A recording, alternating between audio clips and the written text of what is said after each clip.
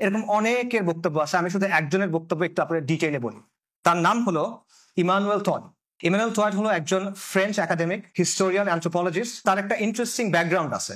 70-এর দশকে যখন স্নায়ুযুদ্ধ একদম তুঙ্গে, যখন সোভিয়েত ইউনিয়নের ব্যাপক দাপট, ওই সময় তিনি বললেন যে খুব দ্রুত সোভিয়েত ইউনিয়নের পতন ঘটবে। 1976 সালে, তার বয়স তখন 25। কেন বললেন, এর একটা ইন্টারেস্টিং স্টোরি আছে। তিনি চাইল্ড মোর্টালিটি রেট, শিশু মৃত্যুর হার চেক করতেছিলেন, এবং ওটা চেক করতে গিয়ে উনি বললেন যদি কোনো সমাজে শিশু মৃত্যুর হার এরকম হয় তাহলে সেটা টিকে থাকতে পারবে না, ফলে সোভিয়েত ইউনিয়নের পতন হবে। এবং আসলে 15 বছর পর দেখা গেল সোভিয়েত ইউনিয়নের পতন হলো। 2002 সালে যখন ওয়ার অন টেরর একদম পুরোদমে শুরু হচ্ছে, তখন ইমানুয়েল টড একটা বই লিখলেন। ওখানে উনি বললেন যে আমেরিকান সাম্রাজ্য ভেঙে পড়তে যাচ্ছে। এবং এই 2023 বা 24 সালে উনি আরেকটা বই লিখলেন, যেখানে উনি বললেন পশ্চিমের পতন হয়ে গেছে, এই পতনের প্রক্রিয়া চলমান, the defeat of the West. এটা ইংরেজিতে অনুবাদ হয় না কেন জানি, বাট ওখানে উনি কথাটা বললেন। এবং এটার পিছনে তিনি বেশ কিছু কারণ দেখালেন। ফর এক্সাম্পল, উনি বলতেছেন পশ্চিমের পতন হচ্ছে এবং এই পতনটা শুরু হচ্ছে আমেরিকা থেকে, কারণ আমেরিকাই হলো পশ্চিমা সভ্যতার সবচেয়ে শক্তিশালী পিলার, সেখান থেকেই পতনটা শুরু। উনি দেখালেন যে শিশু মৃত্যুর হার আমেরিকার চেয়ে রাশিয়াতে কম, অথচ রাশিয়া আমেরিকার চেয়ে অনেক দুর্বল একটা কান্ট্রি। আমেরিকা 1980 সালে যে পরিমাণ উৎপাদন করত, এখনো সেটা করে না। 80 সালের তুলনায় তারা এখন অনেক কম গাড়ি প্রস্তুত করে, তারা এখন অনেক কম গম উৎপাদন করে। তাদের ওভারঅল ইন্ডাস্ট্রি উৎপাদনের ক্যাপাসিটি ভেঙে পড়ছে। তাদের শিক্ষার হার, উনি বলতেছেন, দেখাচ্ছেন ডেটা দিয়ে, 65 সালের পর থেকে ধারাবাহিকভাবে শিক্ষার হার, শিক্ষার মান, ছাত্রদের সংখ্যা আমেরিকাতে কমতেছে, আইকিউ কমতেছে।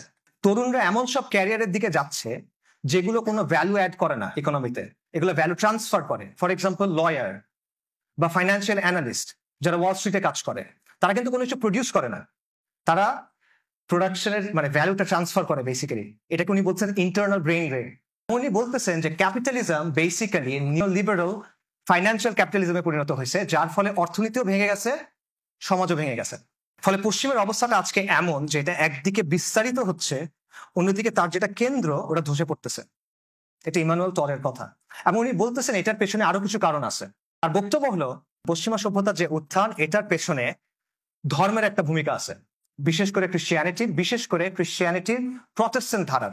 প্রটেস্ট্যান্ট ধারা শিক্ষাকে খুব গুরুত্ব দেয়। প্রটেস্ট্যান্ট ধারার শিক্ষা হলো প্রত্যেক খ্রিস্টান তার দায়িত্ব হলো বাইবেলটা সে নিজে নিজে পড়বে এবং পড়ে নিজে নিজে শিক্ষা আহরণ করবে। অবশ্যই আপনার শিক্ষাকে গুরুত্ব দিতে হবে। এবং এই শিক্ষার গুরুত্বের কারণে যেসব দেশে শিল্প বিপ্লব হয়েছে আপনি দেখবেন সেখানে প্রটেস্ট্যান্টিজম খুব প্রভাবশালী। যেমন Britain Protestant, America Protestant, Germany 2/3 Protestant. Basically বলতেছেন পশ্চিমে যে উত্থান, এটার পিছনে প্রটেস্ট্যান্ট ক্রিশ্চিয়ানিটির একটা প্রভাব আছে। এটা নতুন কোনো বক্তব্য না, বাই দ্য ওয়ে। আপনারা ম্যাক্স ওয়েবারের নাম অনেকে শুনতে পারেন, সমাজ বিজ্ঞানের জনক বলা হয়। ম্যাক্স ওয়েবারের একটা বই আছে, the Protestant ethic and the rise of capitalism. ওখানে উনি বেসিক্যালি একই কথা বলতেছেন যে পুঁজিবাদের যে উত্থান, এটার পিছনে প্রটেস্ট্যান্ট ক্রিশ্চিয়ানিটির একটা ভূমিকা আছে। ইমানুয়েল টড একই কথা বলতেছেন, বাট তিনি বলতেছেন ধর্মের যে প্রভাবটা আগে ছিল পশ্চিমে, ওটা তো এখন আর নাই। ধর্মের প্রভাব শূন্য এখন, এটা ধাপে ধাপে হয়েছে। একসময় পশ্চিমা বিশ্বের সাধারণ মানুষ ধর্মে বিশ্বাস করত এবং ধর্মের মূল্যবোধ গুলা সমাজে বাস্তবায়িত হতো। এরপর একটা স্টেজ আসলো যখন মানুষ আর ধর্মে বিশ্বাস করে না, বাট ধর্মের মূল্যবোধ গুলো সমাজে বিরাজমান। আর বর্তমানে এমন একটা অবস্থায় ওয়েস্ট পৌঁছেছে যেখানে মানুষও বিশ্বাস করে না, ধর্মের মূল্যবোধ সমাজের মধ্যে নাই, শিক্ষার ওই গুরুত্বও নাই এবং ওই কাঠামো নাই। সেই জায়গায় এখন কি আসছে? ইমানুয়েল টড বলতেছেন এখানে আসছে নায়ালিজম, নৈতিক শূন্যতা, বাস্তবতাকে অস্বীকার করার একটা প্রবণতা, বাস্তবতাকে ধ্বংস করার একটা প্রবণতা। এই যে ট্রান্সজেন্ডারিজমের মতো উন্মাদনাগুলা, এটা হলো বাস্তবতাকে অস্বীকার করা এবং নিজের একটা বাস্তবতা তৈরি করার প্রবণতা। এবং এইগুলোর ফলাফলটাকে, এটার ফলাফল হলো পশ্চিমের সামাজিক ব্যবস্থা এবং রাজনৈতিক ব্যবস্থা দুর্বল হয়ে যাচ্ছে। গণতন্ত্র পশ্চিমে দুর্বল হয়ে গেছে, গণতন্ত্র পশ্চিম থেকে আস্তে আস্তে মুছে যাচ্ছে। এটা শত শত একাডেমিক বলতেছেন, এখনো বলতেছেন। পশ্চিমে বেসিক্যালি ক্ষমতাসীন এলিট আর জনসাধারণ, এদের মধ্যে একটা কাঠামোগত বিরোধ তৈরি হয়ে গেছে। একদিকে এলিটিজম, আরেকদিকে পপুলিজম, এবং এটা ক্রমান্বয়ে আরো বাড়তে থাকবে, ইমানুয়েল টডের কথা। এবং এই যে ডোনাল্ড ট্রাম্প বা ট্রাম্পের মতো যে মানুষগুলো, এই ফেনোমেননটা, এটা হলো এই দ্বন্দ্বের রেজাল্ট। এখানে সামারিটা হলো যে পশ্চিমা বিশ্ব এখন অবক্ষয়কাল এবং পতনের কারণে মাঝামাঝি আছে।